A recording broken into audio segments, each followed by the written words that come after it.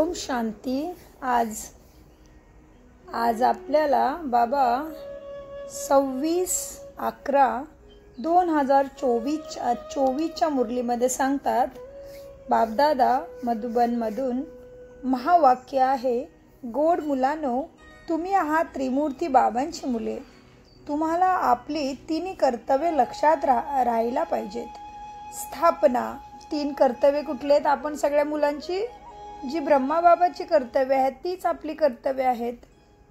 स्थापना, विनाश आणि पालना, ह्याचा अर्थ खूप आपल्याला विचार मंथन केला पाहिजे याच्यावरती की बाबांना आपल्याला काय म्हणायचं आहे.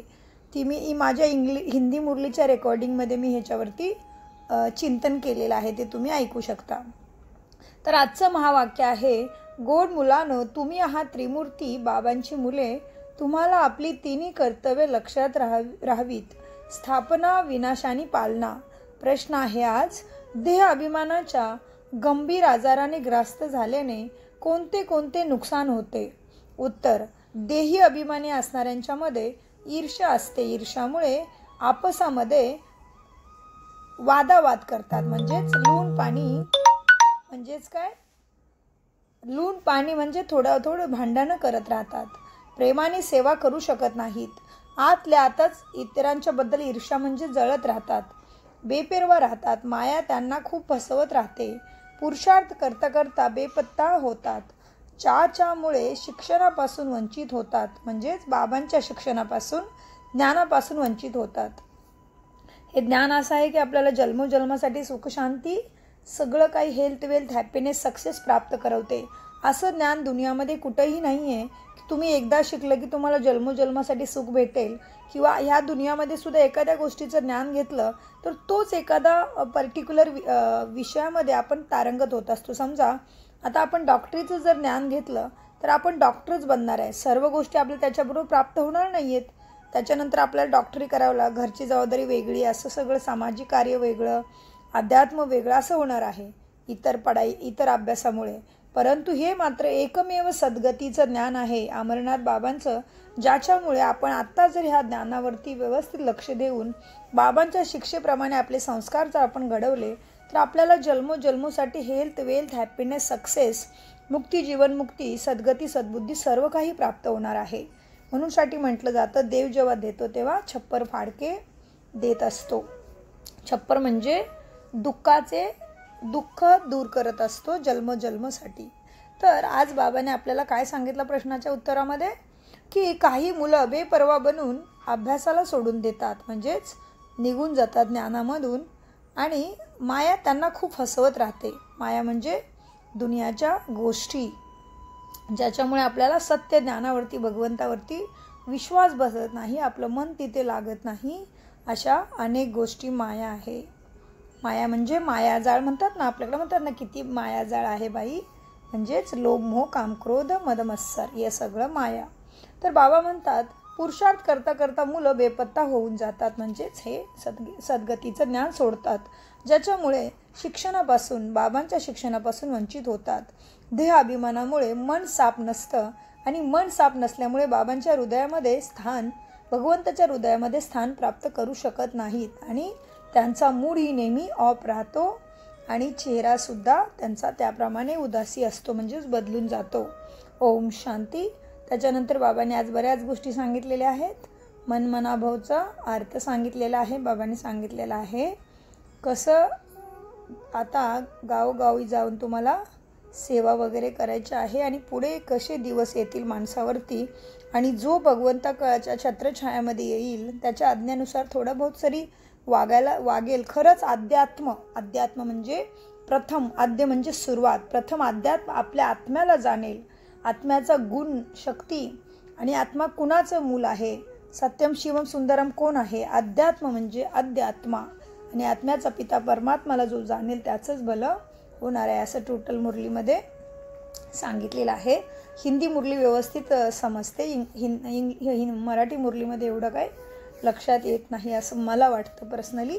प्रत्येकाचं वेगळा अनुभव असेल. काही जणांना मराठी मुरली आवडत असेल.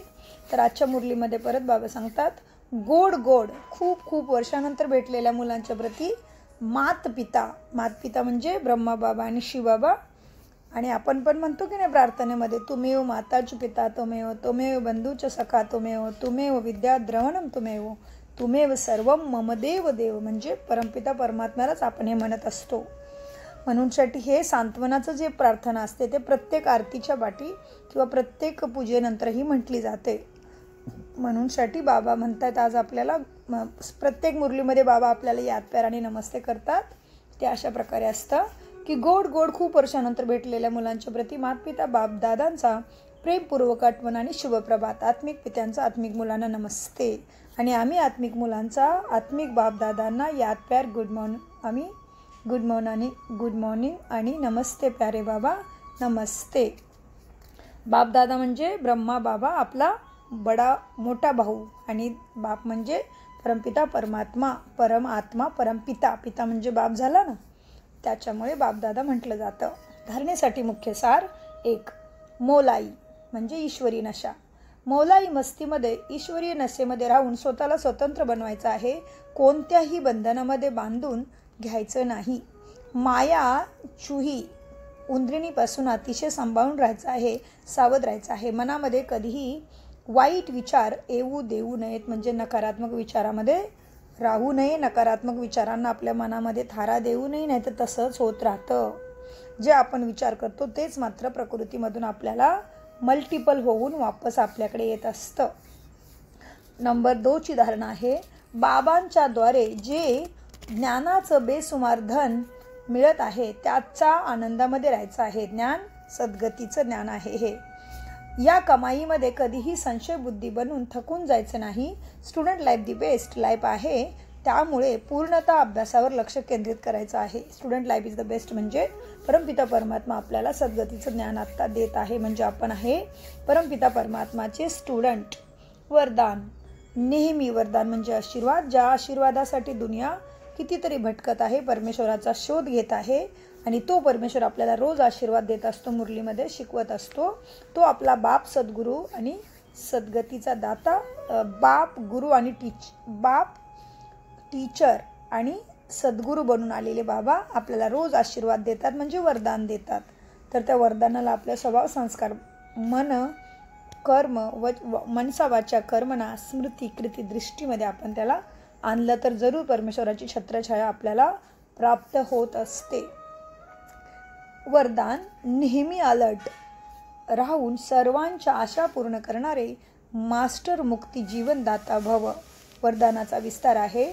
आता सर्व मुलांच्या मध्ये हा शुभ संकल्प इमर्ज झाला पाहिजे की सर्वांच्या आशा पूर्ण कराव्यात, म्हणजे आपल्यामुळे सर्वांच्या बदल्यात शुभचिंतन करावं. आपल्याला जे प्राप्त झालं आहे ते सर्वांनाच परमेश्वराकडून सद्गतीचं सद्बुद्धीचं ज्ञान प्राप्त व्हावं, अशी आपण सर्वांना मार्गदर्शन करावं. सर्वांना ह्या ज्ञानाचा मार्ग दाखवावा आणि सर्वांनाच ही ज्ञान प्राप्त व्हावं, सद्गती मिळावी, ह्या आशा बाबा सांगतायत की करायची आहे. म्हणजे तुम्हाला त्याच्यासाठी सेवेमध्ये सदा तत्पर राहायचं आहे.